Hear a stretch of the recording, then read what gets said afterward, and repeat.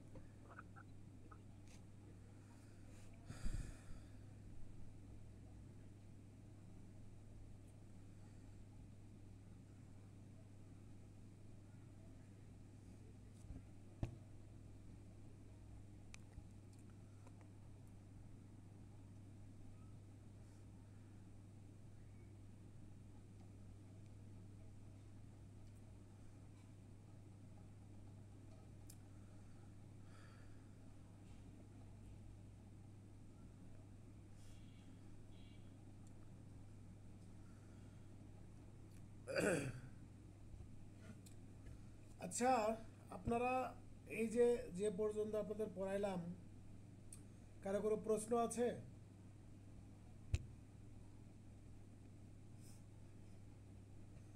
বা আপনারা অন্যান্য কোনো বিষয়ে কেউ কিছু বলতে চান? বলতে চাইলে বলেন, আপনাদের অ্যান্সার করি। তারপরে 2 মিনিট পরে আমি আবার শুরু করছি।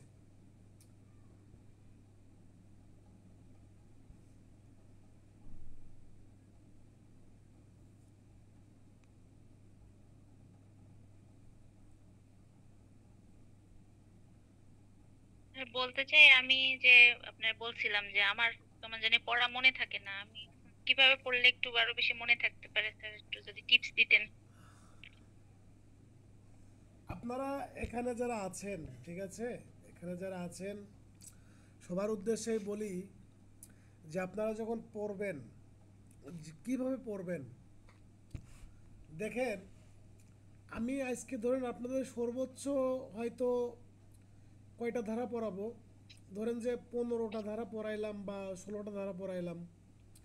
এখন এই 16টা ধারা পড়ানোর পরে আবার আমি একদিন গ্যাপ দিব, গ্যাপ দিয়ে আবার আমি পরবর্তী ক্লাস নিব। এই যে আপনারা একদিন সময় পাচ্ছেন না, এই একদিনে এই 16টা ধারা বা 20টা ধারা ধরেন, এরকমভাবে পড়বেন যেন এই 16টা ধারা থেকে আপনারা মরার আগ পর্যন্ত যেভাবেই প্রশ্ন আসুক না কেন আপনারা উত্তর করতে পারেন। ইভেন চ্যাপ্টার ওয়াইজ ভাগ করে নেবেন, চ্যাপ্টার ওয়াইজ ভাগ করে নিয়ে খাতাতে লিখবেন, টাইটেলগুলো লিখবেন, মূল মূল যে পয়েন্ট আছে সেটা লিখবেন এবং বুঝবেন। এই লেখাটা আপনি নোট করে লেখার দরকার না, আপনি রাফ করেন। আপনারা এই যে যখন আপনারা স্কুল লাইফে ছিলেন না, যখন আপনারা ম্যাথ করতেন না, ম্যাথ করতে করতে তো আপনাদের রাফের খাতা আপনার গাদি লেগে যেত, তাই না? এটা গাদা হয়ে যাইতো, পরে আপনারা সেটা কি করতেন, বিক্রি করতেন।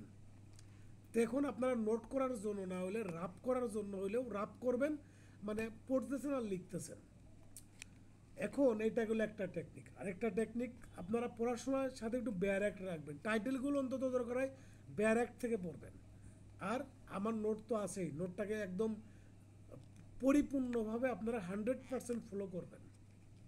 নোটটা ফলো করবেন। নোট থেকে আপনারা যারা আমার নোট পড়বেন, এই নোট থেকে আপনারা ধরেন যে 85টার উপরে নাম্বার পেয়ে যাচ্ছেন, এমসিকিউ পেয়ে যাচ্ছেন পরীক্ষাতে। এখন আপনারা যদি ভালো করে না পড়েন তাহলে তো আপনারা উত্তর করতে পারবেন না। এখন দেখলে প্রশ্ন আপনার কমন আসলো কিন্তু আপনি উত্তর করতে পারলেন না। আমার নোট থেকেই প্রশ্ন আসলো কিন্তু আপনার মনে নাই। তো সেক্ষেত্রে আপনার কি করতে হবে, আপনার নোটটা আমি অনেক যত্ন সহকারে তৈরি করা, অনেক করে, সেহেতু কিন্তু আপনার কিন্তু রিস্ক কিন্তু থাকতেছে না। আপনি এইভাবে নোট থেকে পড়তে পারতেছেন, ব্যার একটা রাখতে পারতেছেন, সাথে একটা গাইড বই। এখন যে কোনো একটা জায়গা থেকে আপনারা মুখস্থ করবেন, বাকি অন্যান্য জায়গা থেকে দুই একবার করে দেখবেন। আপনি একই বিষয় আপনার 14 জায়গা থেকে পড়ার দরকার নাই, 2-3টা বই পড়ার দরকার নাই। আপনি একটা জিনিসকে আপনি মেন ধরবেন, যে ওইটা আপনি পড়বেন এবং ওই বই থেকে, ওই জায়গা থেকে যতগুলো প্রশ্ন পরীক্ষাতে আসবে ততগুলো প্রশ্ন আপনি উত্তর করতে পারবেন। এইভাবে পড়বেন। এখন আপনার কি মনে হয় আইন পাঠ থেকে আপনার 90টা প্রশ্ন কমন আসবেন? অবশ্যই আসবে। আপনার কি মনে হয় পিলি মাস্টার থেকে আপনার প্রশ্ন কমন আসবেন? অবশ্যই আসবে। কিন্তু আপনি উত্তর করতে পারবেন কিনা এটা নির্ভর করতেছে আপনার উপর। আপনি কতটুকু মনে রাখতে পারতেছেন, আপনি কতটুকু পড়তে পারতেছেন। তো এই ক্ষেত্রে যে কোনো একটা বই সুন্দর করে ফলো করবেন, পড়বেন। কিন্তু এই যে আমি যে বুক লিস্টগুলো আপনাদের দিয়েছি, আমার এই বুক লিস্টের বাইরে আপনারা একটা বইও পড়বেন না। যদি পড়েন, কোন বই পড়তেছেন আমার অনুমতি নিয়ে তারপরে পড়বেন। কারণ আপনারা আমার স্টুডেন্ট, আপনাদের রেসপন্সিবিলিটি আমার, আপনাদের রেসপন্সিবিলিটি পুরোটাই আমার কাঁধে। সেক্ষেত্রে আপনারা কি করতেছেন আর না করতেছেন সেটা পুরোপুরি দেখার দায়ভার আমার উপর। আপনারা যারা এখানে আছেন প্রত্যেকের পাস করানোর দায়ভারও আমার উপর। সেক্ষেত্রে আমি যে গাইডলাইন দিব, আমি যে ইনস্ট্রাকশন দেবো সেটা আপনাদের ফলো করতে হবে। আর আরেকটা বিষয়, পড়ার সময় আপনারা কিছু সময় জোরে পড়বেন, কিছু সময় আস্তে পড়বেন, আর কিছু সময় চোখ বুলায়ে যাবেন। প্রথমে আপনারা একটু আস্তে আস্তে পড়লেন, তারপরে জোরে জোরে পড়লেন, তারপরে লাস্ট ফিনিশিং আপনারা একবার করে চোখ বুলায়ে যাবেন। আর কোন ধারাতে কী টাইটেল দেওয়া আছে এই টাইটেলগুলো আপনারা খুব মনোযোগ সহকারে মুখস্থ করবেন। কিছু কিছু টাইটেলের আপনার ইংরেজিও মনে রাখতে হবে। যেটা যেটার ইংরেজি মনে রাখা লাগবে সেটা সেটা আমি আপনাদের বলে দিই।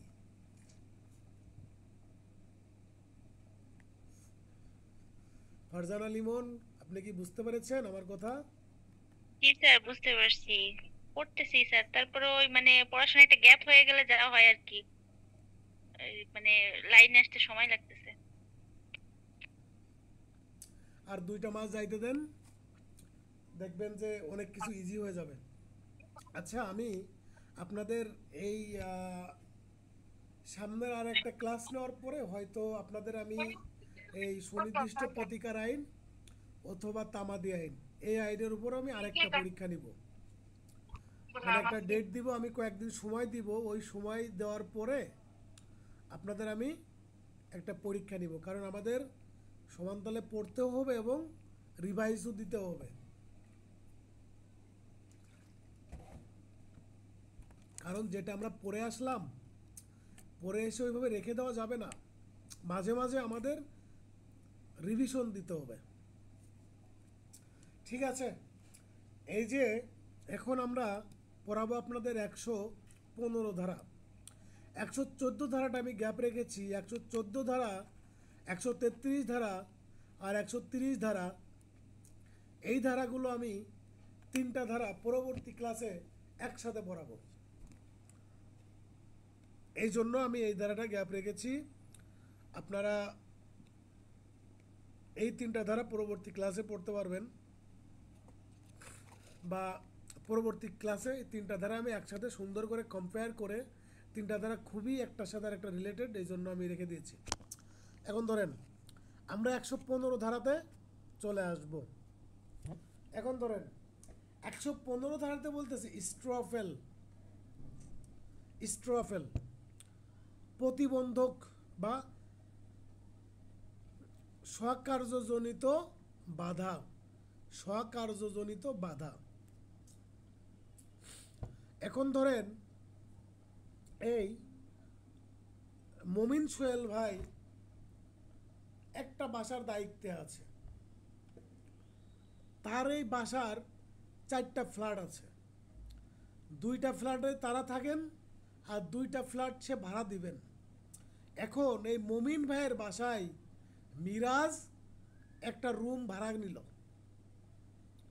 বা একটা আপনার ফ্ল্যাট ভাড়া নিল।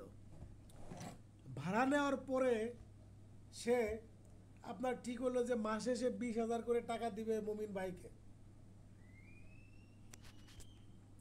মমিন ভাইকে 20,000 করে টাকা দিবে মাসে, ঠিক আছে।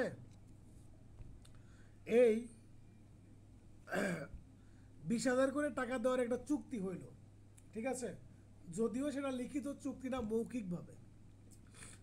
এখন এভাবে মিরাজ 6 মাস মতো মমিন ভাইয়ের বাসায় আছে। মমিন ভাইয়ের বাসায় থাকা অবস্থায় এই 6 মাস পরে মিরাজ বলতেছে যে মমিন আপনাকে আমি টাকা দিতে পারবো না। মমিন বলতেছে কেন, কেন টাকা দিতে পারবেন না? তখন মিরাজ বলতেছে যে এই বাসার মালিক আপনি না, আপনাকে আমি আর বাসা ভাড়া দেব না। এই বাসার মালিক মমিন না, এই বাসা ভাড়া আমি এখন থেকে আর দিব না, একদম ক্লিয়ার অ্যান্ড লাউড মিরাজ বলে দিয়েছে। এখন এই যে মিরাজের যে কার্যটা, এই কার্যটা হচ্ছে স্বকার্যজনিত বাধা। এখন আমি মূল ব্যাখ্যাতে আসি। উদাহরণটা আমি দিলাম প্রথমে, দেখেন যখন এই মিরাজ মমিনের বাসায় আপনার ভাড়া নিয়েছে, যখন ভাড়া নিয়েছে তখন মিরাজ মালিকানা স্বীকার করেই নিয়েছে, মালিকানা স্বীকার করে নিয়েছে যে সে যদি এটা উল্লেখ নাও থাকে, উল্লেখ যদি নাও করে, তারপরে উজ্জ্বলভাবে কি করেছে মিরাজ এই মমিনের বাসার মালিকানা আপনার কি করেছে, স্বীকার করে নিয়েছে। যখন সে একবার স্বীকার করে নিচ্ছে, পরবর্তীতে সে কি করতে পারবে না, অস্বীকার করতে পারবে না। এই পরবর্তীতে অস্বীকার করতে না পারাটাকেই বলা হচ্ছে কি আপনার স্ট্রফেল, স্বকার্যজনিত বাধা।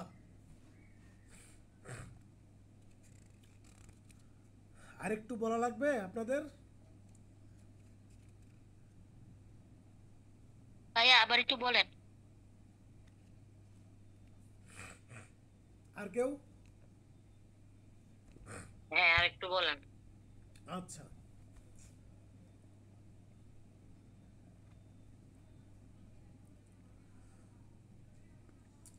ধরেন আপনি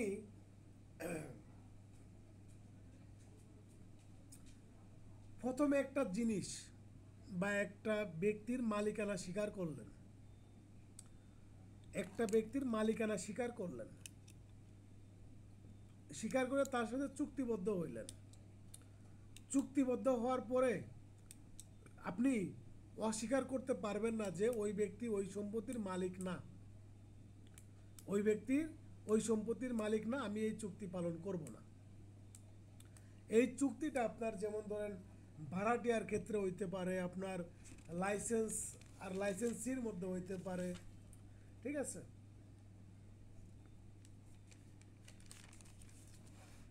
এখন 115 ধারার উদাহরণে যান তো, 1 নম্বর উদাহরণে যান, ক নম্বর উদাহরণে যান, কার কাছে ব্যারেক্ট আছে?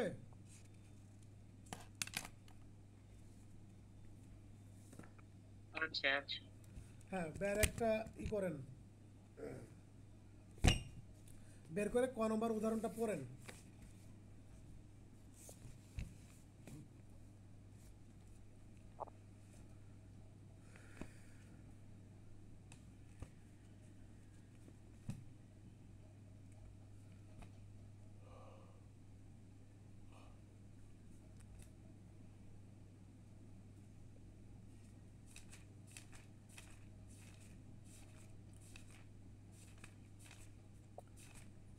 কেউ কি পান নাই উদাহরণ?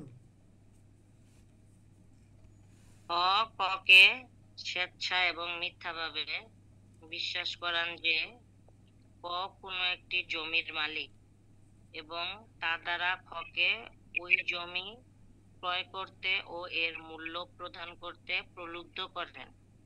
উক্ত জমি ক্রয় পরবর্তীকালে ক্রয়ের সম্পত্তিতে পরিণত হয়। উক্ত জমিতে বিক্রয়ের সময় তার কোনো সত্ত্ব ছিল না। ক বিক্রয় ও অজুহাতে নাকচ করার চেষ্টা করেন। তার সত্যহীনতা এ ক্ষেত্রে অবশ্য প্রমাণ করতে দেওয়া যাবে না।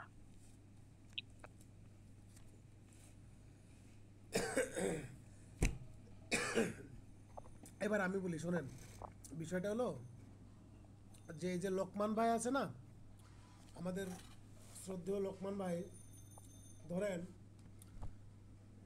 লোকমান ভাই একটা বাড়ি বিক্রয় করার জন্য মিরাজের সাথে কি করলো, চুক্তিবদ্ধ হইল। মিরাজের সাথে চুক্তিবদ্ধ হইল। বাকি যারা আছেন মিউট করেন, একটু কাইন্ডলি মিউট করেন।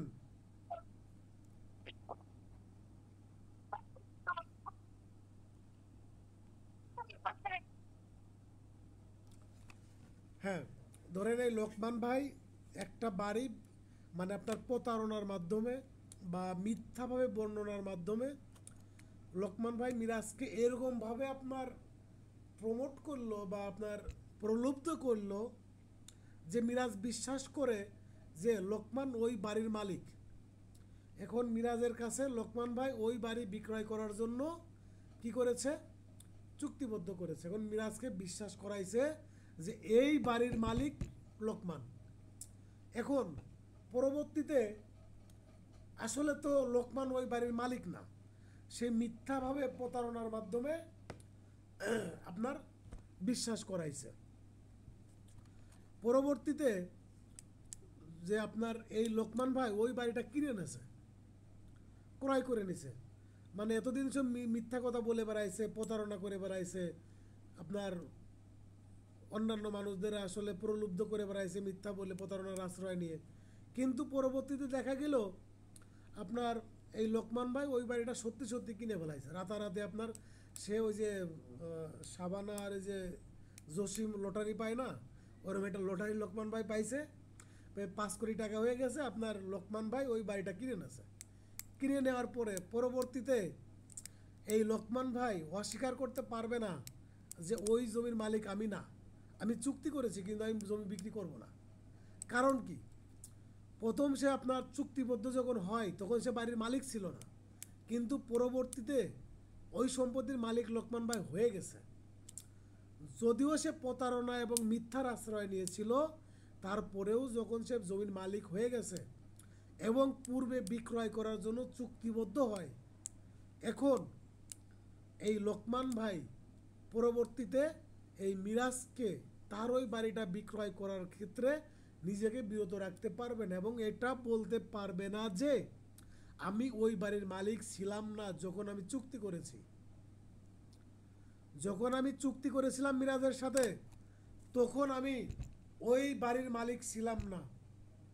এইটা প্রমাণের এখতিয়ার বা এইটা প্রমাণের আপনার সুযোগ লোকমান ভাইকে দেওয়া হবে না।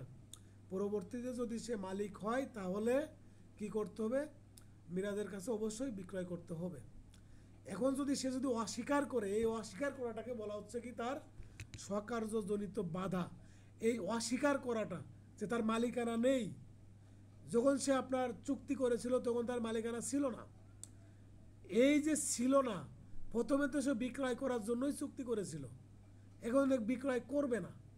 এই যে না করতে চাওয়া, এটা হলো তার স্বকার্যজনিত বাধা। তাকে আপনার এইটা প্রমাণ করার সুযোগ দেওয়া হবে না যে যখন চুক্তি করেছিল তখন সে ওই জমির মালিক ছিল না। এটাকেই বলা হচ্ছে আপনার স্বকার্যজনিত বাধা। ঠিক আছে, বুঝতে পেরেছেন এবার? জি স্যার, বুঝতে পারছি। আমি বর্তমান যে উদাহরণটা বললাম এই উদাহরণটা থেকে কিন্তু আমার আগের যে উদাহরণটা ছিল আপনাদের বোঝার ক্ষেত্রে কিন্তু ওই উদাহরণটা বেশি কার্যকর। যেমন আমি আবার একটু রিপিট করি, দেখেন যে আপনার এই মিম মুক্তাদের বাসায় একটা রুম ভাড়া নিছে। এখন যখন রুম ভাড়া নেছে তখন আপনার এই ভাড়া নেওয়ার সময় মিম অবশ্যই ধরে নেবে বা এটা অনুমানই করে নেছে যে ওই বাড়ির মালিক হলো মুক্তা। এখন 1 বছর ভাড়া ঠিক মতো দেশে দেওয়ার পরে পরবর্তীতে মিম বলতেছে যে আপনি এই বাড়ির মালিক না, আপনাকে আমি আর ভাড়া দিব না, আপনি এই বাড়ির মালিক না, আপনাকে ভাড়া দিব না। এখন যখন আপনার ওই মিম ওই বাসায় মানে ফ্ল্যাটে ওঠে, ফ্ল্যাটে যখন বসবাস শুরু করে তখন সে আপনার এটা মেনেই নাই যে ওই বাড়ির মালিক হলো মুক্তা। এখন এই মিম যখন মেনে নিল তখন পরবর্তীতে আর এই তার মেনে নেওয়াটাকে অস্বীকার করতে পারবে না যে আমি এটা মনে করি না যে মুক্তা এই বাড়ির মালিক না, আমি মুক্তাকে এই ফ্ল্যাটের ভাড়া দিব না। ঠিক আছে, এইটাই হচ্ছে আপনার সৎকার্যজনিত বাধা। এইটা আপনার এই যে স্ট্রবেলটা শুধুমাত্র সিপিসির ক্ষেত্রে প্রয়োগ হয়, এটা আপনার আইনের প্রশ্নে কখনো কার্যকর হয় না, এটা শুধুমাত্র ঘটনার ক্ষেত্রে প্রয়োগ করা যায়। এটা আপনার কোনো পক্ষ এবং তার প্রতিনিধির বিরুদ্ধে বা তার পক্ষে কি করা যায়, ব্যবহার করা যায়। এটা আপনার এই স্ট্রবেল নীতিটা আপনার সাক্ষ্য আইনের একটা নীতি, এটা অন্য কোনো আইনের থেকে ধার দেনা করে নিয়ে আসা নীতি না, এটা সাক্ষ্য আইনেরই একটা নীতি। আবার এটা আপনার এই ফৌজদারি কার্যবিধিতে আপনার এই নীতিটা কখনোই প্রয়োগ করা যায় না, এটা শুধুমাত্র আপনার দেওয়ানির ক্ষেত্রে প্রয়োগ করতে হবে।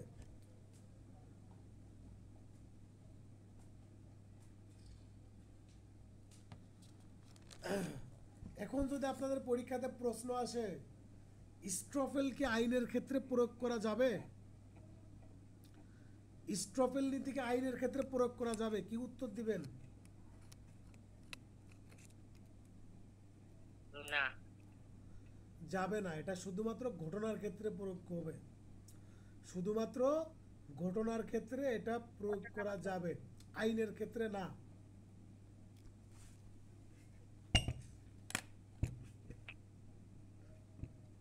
এখন ধরেন দেওয়ানির ক্ষেত্রে শুধুমাত্র ঘটনার ক্ষেত্রে। হ্যাঁ, দেওয়ানির বিষয়টা আপনার যখন দেওয়ানি আসবে তখন কথাগুলো দেওয়ানি এবং ঠিক না। ফৌজদারি সবাই এক কথা কয়। উভয় চলে আসবে। আর যখন ঘটনা আসবে তখন কিন্তু আইনগত বিষয় চলে আসে। ঘটনা আর আইনগত সেম, আপনার এপিট আর অপিট আপনার দুইটা আর কি পাশাপাশি অবস্থান করে। আর এই যে দেওয়ানি আর ফৌজদারি আর আইনগত আর ঘটনাগত, ঠিক আছে। এবার ধরেন এই যে আমি যে ভাড়াটিয়ার যে উদাহরণটা দিলাম এটা আপনার 116 ধারা থেকে। ভাড়াটিয়া এবং মালিক, অনুমতি গ্রাহক এবং অনুমতি দাতার মধ্যে স্ট্রফেল, মানে ভাড়াটিয়ার মালিক, মালিকের তার কোনো মালিকানা নেই, এটা অস্বীকার করতে পারবে না। আর যে আপনার অনুমতি গ্রহণ করেছে পরবর্তীতে সে আপনার অস্বীকার করতে পারবে না যে যে অনুমতি দিয়েছে তার অনুমতি দেওয়ার কোনো ক্ষমতা ছিল না, এটা বলতে পারবে না।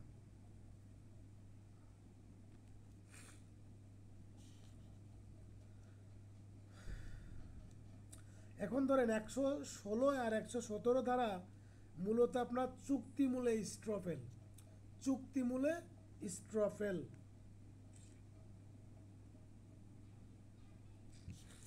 এবার আপনারা 117 ধারাতে চলে যান। আমাদের মূল যেটা ছিল 116 ধারা, সরি 115 ধারা, ওইটা করেছি। এবার ধরেন যে estoppel of acceptor of bill of exchange, bailee or licensee. তাহলে বিল অফ এক্সচেঞ্জ, বেইলি আর লাইসেন্সি, এই তিনটা ধারার ক্ষেত্রে, এই তিনটা পয়েন্টের ক্ষেত্রে এখানে কিন্তু তিনটা বিষয়ের কথা বলা হচ্ছে, বিল অফ এক্সচেঞ্জ, বেইলি আর লাইসেন্সি। এখন এই তিনটা ক্ষেত্রে যে আপনার অনুমতি দিয়েছে তার অনুমতি দেওয়ার ক্ষমতা ছিল না বা নাই, এইটা পরবর্তীতে অস্বীকার করতে পারবে না, একদম সেম নীতি, সেম কোয়ালিটির।